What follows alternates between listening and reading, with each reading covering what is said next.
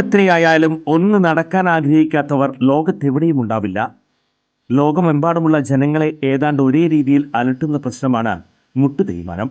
45 കഴിഞ്ഞവർക്ക് മുട്ടുതേയ്മാനം കണ്ടുവരുന്നുണ്ട്. മുട്ടുതേയ്മാനം സംഭവിച്ചവർ മുട്ടുമടക്കാൻ പോലും കഴിയാതെ വീടിനുള്ളിൽ ഒതുങ്ങിക്കൂടേണ്ടി വരുന്ന അവസ്ഥയാകും.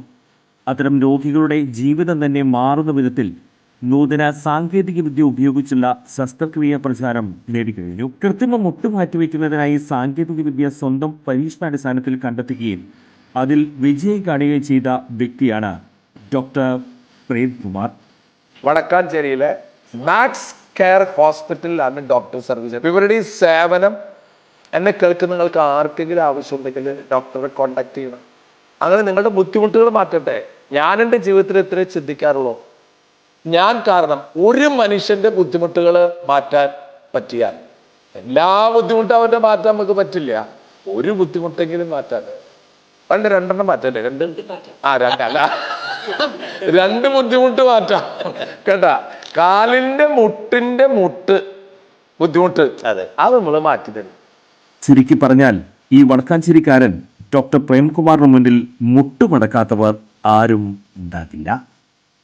പാതിവില തട്ടിപ്പ് കേസിൽ AN രാധാകൃഷ്ണനെ വീണ്ടും നോട്ടീസ് നൽകി വിളിപ്പിക്കും. ഇന്നലെ ഹാജരാകാത്ത സാഹചര്യത്തിലാണ് ക്രൈംബ്രാഞ്ച് വീണ്ടും നോട്ടീസ് നൽകുന്നത്. ഇന്നലെ ക്രൈംബ്രാഞ്ച് ഓഫീസിനു മുന്നിൽ എത്തിയ AN രാധാകൃഷ്ണൻ മാധ്യമപ്രവർത്തകരെ കണ്ട് മടങ്ങിപ്പോയിരുന്നു. KN ആനന്ദകുമാറിനെ കൊച്ചിയിൽ നിന്നുള്ള ക്രൈംബ്രാഞ്ച് സംഘം ഇന്ന് ജയിലിൽ എത്തി ചോദ്യം ചെയ്യും. പാതിവില തട്ടിപ്പ് കേസിലെ മുഖ്യപ്രതി അനന്തകൃഷ്ണന്റെ 3 സ്ഥാപനങ്ങളുടെ അക്കൗണ്ടുകളിലേക്ക് BJP നേതാവ് AN രാധാകൃഷ്ണൻ പ്രസിഡന്റായ സൈൻ 42 കോടി രൂപ നൽകിയതിന്റെ ബാങ്ക് ഇടപാട് രേഖകൾ ക്രൈംബ്രാഞ്ച് കണ്ടെത്തിയിരുന്നു. രാധാകൃഷ്ണൻ താനുമായി കൂടിക്കാഴ്ച നടത്തിയതായി അനന്തകൃഷ്ണന്റെ മൊഴിയുണ്ട്. അനന്തുവിന്റെ ജീവനക്കാരും ഇത്തരത്തിൽ മൊഴി നൽകിയിട്ടുണ്ട്. പദ്ധതിയുടെ തുടക്കം മുതൽ കരാർ ഒപ്പിട്ട് അനന്തകൃഷ്ണനുമായി സഹകരിച്ച് പ്രവർത്തിച്ചു വരികയായിരുന്നു രാധാകൃഷ്ണൻ. സൈൻ 42 കോടി നൽകാൻ ഇടയായ സാഹചര്യത്തെക്കുറിച്ച് AN രാധാകൃഷ്ണനിൽ നിന്ന് വിവരങ്ങൾ തേടാനാണ് ക്രൈംബ്രാഞ്ച് തീരുമാനിച്ചത്. ഇതേ തുടർന്നാണ് ചൊവ്വാഴ്ച 11 മണിക്ക് തൃപ്പൂണിത്തുറ ക്രൈംബ്രാഞ്ച് ഓഫീസിൽ ഹാജരാകാൻ നിർദ്ദേശിച്ച് നോട്ടീസ് അയച്ചത്. നോട്ടീസ് പ്രകാരം രാധാകൃഷ്ണൻ 11 മണിയോടെ ക്രൈംബ്രാഞ്ച് ഓഫീസിന് മുന്നിലെത്തി. എന്നാൽ മാധ്യമങ്ങളെ കണ്ടതോടെ അകത്തേക്ക് കയറാതെ മടങ്ങുകയായിരുന്നു. രാധാകൃഷ്ണനെ ചോദ്യം ചെയ്യേണ്ടത് അനിവാര്യമാണെന്നാണ് ക്രൈംബ്രാഞ്ച് നിലപാട്.